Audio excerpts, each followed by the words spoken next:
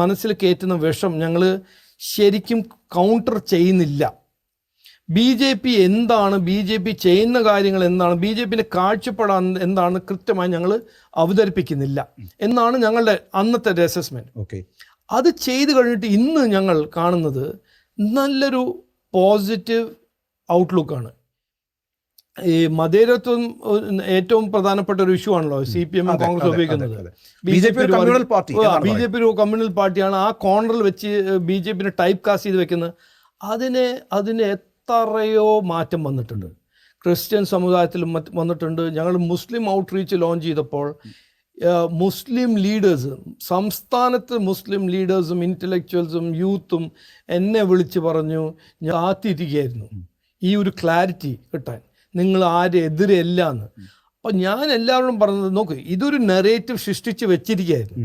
ആര് വെച്ചു? CPM കോൺഗ്രസും. അതിന് ഞങ്ങൾ പൊളിക്കാൻ തയ്യാറാണ്, പൊളിക്കും. താങ്കളിപ്പോൾ